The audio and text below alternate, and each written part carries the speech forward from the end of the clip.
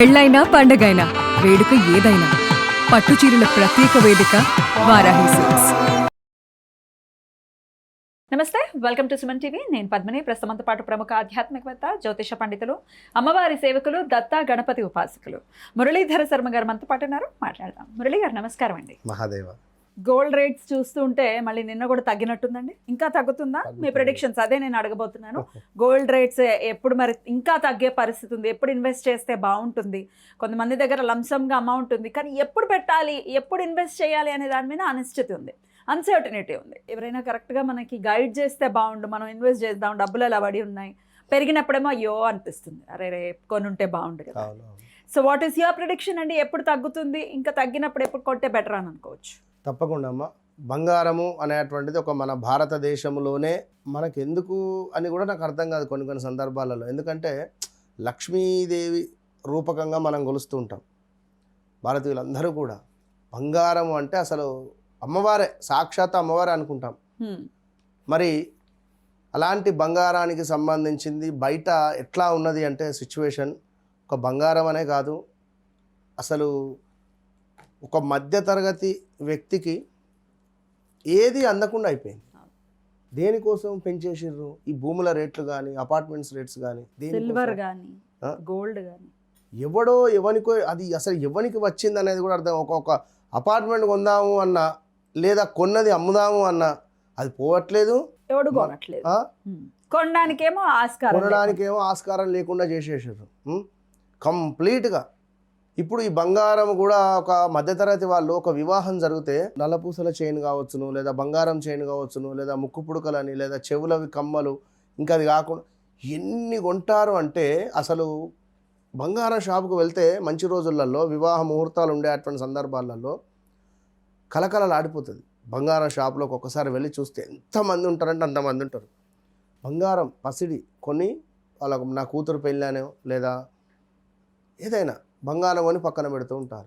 ఇప్పుడు ఒక మధ్యతరగతి వాడు ఒక వివాహం చేయాలి అంటే బంగారం ఎంత కొనాలి? ఈ 1,50,000 2 లక్షలు పట్టుకొని ఏం చేస్తారు వాళ్ళు? ఏమొస్తుంది తులంకు? 10 గ్రాములు. ఇంకా దీనికి తోడు వీళ్ళు అడ్వర్టైజ్మెంట్స్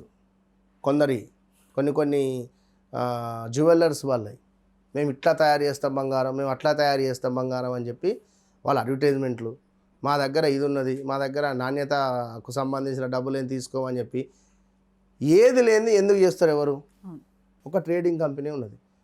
మొన్న ఒకటి ఫోన్ చేసిండు, సార్ మీరు ట్రేడ్ చేస్తున్నారు కదా, మీకు నేను మంచి సజెషన్ ఇస్తా, మీకు ఏ టైంలో మీరు లిఫ్ట్ కావాలి, ఏ టైంలో. అరే బాబు, నీ దగ్గర డబ్బులు ఉంటే నువ్వే పెట్టుకుంటావు కదా, నువ్వు నాకెందుకు చెప్తావు?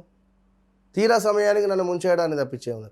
బయట ఎవరెవరిని ఎట్టెట్లా ముంచేయాలా అనేటువంటి పరిస్థితులలోనే ఉంది ఒక మాయ. జాగ్రత్తగా ఉండండి. ఈ బంగారానికి సంబంధించి కూడా పెద్ద పెద్ద స్కామ్స్ జరుగుతూ ఉన్నవి, అది బయటికి వచ్చే పరిస్థితి ఉన్నది. బంగారము, పాలు, పెరుగు ఇవి చాలా డేంజర్ జోన్లో ఉన్నవి. పాలకు సంబంధించి ఫీజులు అవుట్ అయిపోయేటువంటి అద్భుతమైనటువంటి ఒక విషయం అతి త్వరలో చూస్తారు. ఎంత కల్తీ అవుతుంది మనం తాగేటువంటి పాలు, పెరుగు అయితే డేంజర్. దీనికి సంబంధించిన ఒక న్యూస్ మన ఛానల్లోనే వస్తుంది త్వరలో, చూడండి. పలానా కల్తీ పెరుగు తయారు చేసేవారిని దొరకబట్టామనో, లేదా పలానా కల్తీ పాలు వచ్చేటువంటి ఇది మేము దొరకబట్టామనో అతి త్వరలో మీకు రాబోతూ ఉన్నది. సరే, ఏది ఏమైనప్పటికీ కూడా బంగారం యొక్క రేటు అనేటువంటిది తగ్గబోతూ ఉన్నది ఖచ్చితంగా. గతంలో మనం చేశాము, నేను డిసెంబర్లో చేశాము వీడియో. డిసెంబర్ నుండి నేను ఒకటే చెప్తున్నా, బంగారం రేటు పెరుగుతుంది, తగ్గుతుంది. సిల్వర్ రిలేటెడ్ కూడా అడుగుతున్నారు, గురుగారు కొనాలా వద్దా? సుమారుగా 4 కిలోలు 5 కిలోలు కొన్నారు మొన్న, రేటు పెరగంగానే తప్ప అని చెప్పి సంతోషపడి ఇప్పుడు తగ్గింది. 2027 గుర్తుంచుకోండి, 2027 ఆగస్టు వరకు వెండి ఎవ్వరు కొనకండి, అవసరం ఉంటే తప్పితే కొనకండి. ఇన్వెస్ట్మెంట్ విషయం జోలికైతే వెళ్ళొద్దు, అసలే వద్దు. ఎప్పుడు ఏ క్షణాన్ని ఏమయ్యేది తెలియదు. ఈ వెండికి సంబంధించింది సిల్వర్ రిలేటెడ్ 2027 ఆగస్టు రాసి పెట్టుకోండి, దాని జోలికి వెళ్ళకండి. 2026 నేను చెప్తున్నా, అప్పుడు చెప్పా గతంలో, ఇప్పుడు చెప్తున్నా, జూన్, జూలై, ఆగస్టు, సెప్టెంబర్ కావచ్చును, లేదా జూలై ఆగస్టు సెప్టెంబర్ అక్టోబర్గా వచ్చింది. ఉమ్, ఒక్క నెల అటు ఇటుగా ఉమ్, ఈ 4 నెలలలో 1,12,000 నుంచి 1,25,000 రావచ్చు బంగారం, లేదా 97,000 రావచ్చు ఖచ్చితంగా. మరి తర్వాత పరిస్థితి అనేది అప్పటి పరిస్థితి, అప్పుడు మనం దానికి సంబంధించిన వీడియో చేద్దాం. రైట్. ఈ సమయంలో తగ్గుముఖం పడుతుంది, వెళ్ళండి. 1,25,000 ఎప్పుడైతే మీకు కనబడుతుందో ఈ నేను చెప్పిన నెలలలో అప్పుడు కొనిపెట్టుకోండి మీరు బంగారం. సుమారుగా 3 సంవత్సరాలు మర్చిపోండి, పెరుగుతుంది. ఇక దాని పరిస్థితి వేరే ఉంటుంది. Um. So gun shot. So బంగారం విషయంలో మాత్రం చాలా మాయ జరుగుతుంది. డెఫినెట్గా ఆ మాయకి లోన్ అవ్వద్దు అని చెప్తూ ఉన్నారు.